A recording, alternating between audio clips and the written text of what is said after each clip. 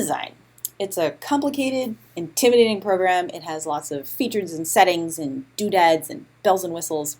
And the thing about InDesign is that when we were all in art school, it wasn't really a thing. It wasn't used. So if someone hasn't shown you how to do something in InDesign, there's a good chance that you have no idea it even exists, much less know how to use it. So I'm going to show you some things, and then you will know about them. Even if you don't remember exactly how to do something later, sometimes just knowing that something exists can be useful. And Studio is always happy to help. Feel free to ask us how to do things. Couple disclaimers. One being design for digital is not the same as design for print. I am only going to talk about design for print. This feeds into my second disclaimer. I am Studio. Print is kind of my entire world.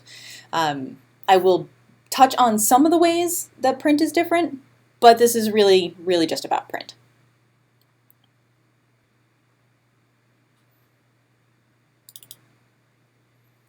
Customize your workspace. If you often find yourself switching between maybe digital publishing and essentials and interactive or PDF, if you find yourself switching between workspaces frequently and always find yourself reopening the same panels to add to that, you can save a custom workspace. I just have one as Kim, but that's because I work almost exclusively in print. I almost never do any other workspaces. But what I use is Essentials plus a bunch of other panels that I got tired of reopening. So if you want to make a new workspace, this is how you do it. Also, this is helpful if you are one of those designers that likes to move palettes around and make them closer to whatever you're working on, and suddenly you find that your workspace is a little bit cluttered and you want to put everything back. This is how you reset it. You go to this menu and reset your workspace. File setup. If you're picking up a previous piece to make updates or edits, go ahead and open that previous piece, save it as the new version, make whatever edits you need to make. But if you're starting a file from scratch, I strongly recommend that you start with a brand new, fresh file and then import what you need from other files or from the global client folder, rather than opening a file that's only sort of related and deleting most of it. If you delete a lot of content, you'll still have a bunch of settings and defaults and styles floating around that may pop up at any time and make things more unpredictable. Starting fresh gives you more control over what's in your file and reduces the opportunity for things to go sideways. When you set up your files, please include Bleed and put something in that Bleed if you're designing for print. It doesn't take much time and it can help avoid problems before they come up at all. If, say, you put a photo in a graphics frame at the top left corner of the front cover of a booklet, but there is no more photo to extend into the Bleed when it comes to Studio, we need to deal with that. It will look fine while this is routing as a PDF, but when we get to Studio, we actually need to fill this 1/8 of an inch outside the trim area. Now, a couple weeks ago, there was a layout file that had crop marks but no Bleed applied, and that was sent to a vendor as part of getting a quote. And because there wasn't any Bleed obvious in the file, because there wasn't any Bleed applied to the file, the vendor asked Karen if there was supposed to be Bleed or not, and she asked me, and I told her yes, and she told the vendor yes, but that's a whole conversation that could have been avoided if there had been 1/8 of an inch of Bleed applied to the file. So here's why. If there is no Bleed, and there is a graphic or a color or a photo or something that is supposed to bleed off the edge, and there is no Bleed, there's no wiggle room for error. So if the vendor is just a hairline off, it will be obvious because there will be that white sliver along the edge of all of the printed pieces. So this is why we apply Bleed. It bleeds off the trim edge. If there isn't any extra photo hidden outside the frame, we need to move the image, make it bigger, Photoshop it, or come interrupt what you are doing and ask you what you would like us to do with it.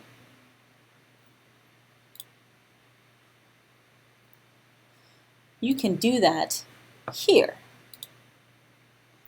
This is where you add bleed, and it is almost always 1/8 of an inch. Slug, in case you were wondering, is extra space beyond the piece like bleed is, but it's used for something else. We don't really use it in InDesign at CB, but if we were to, say, add notes to a vendor, that's where we would put it in the file. You know how when we take a PDF and we add an extra 3 inches of space all the way around for copy or medical to add annotations? That's adding slug. That's what slug is.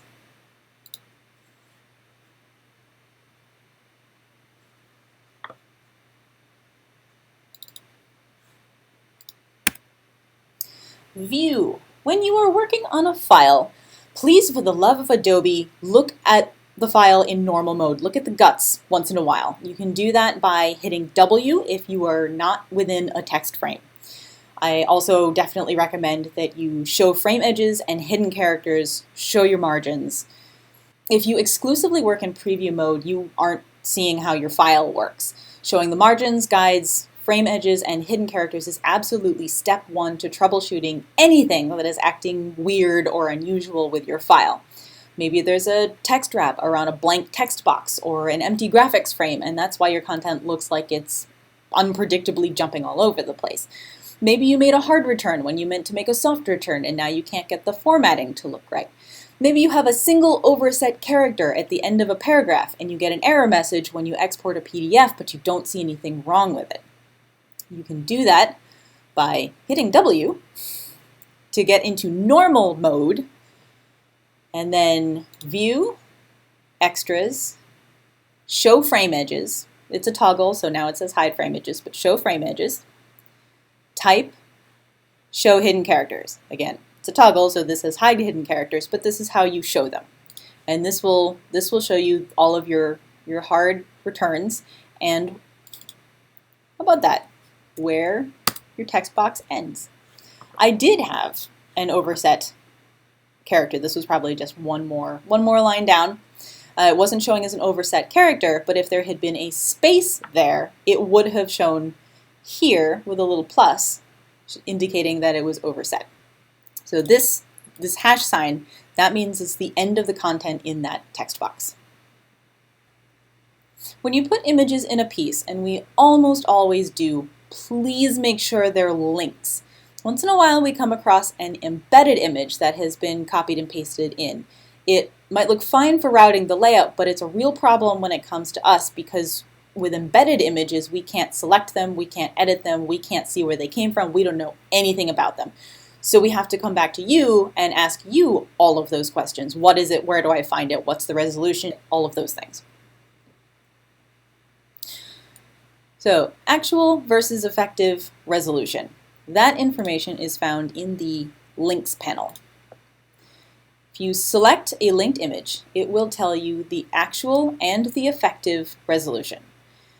The actual resolution is the resolution you expect the image to be. It's sort of the default for that file. The effective resolution is very important to be aware of. If you start with a low-res image and you put it in the file at 10% of its original size, it may end up being effectively a high-res image. But that also goes the other way. Even if you start with a high-res image and you put it into a file at 300% of its original size, it's probably going to end up being low-res. Charts and tables. We prefer charts to be made in InDesign rather than Illustrator when possible for consistency across charts in a piece and all of the elements in a piece. But there isn't one right answer about how to handle that, so do whatever makes the most sense for you and the piece you're working on. Tables, though, we will recommend to be made in InDesign.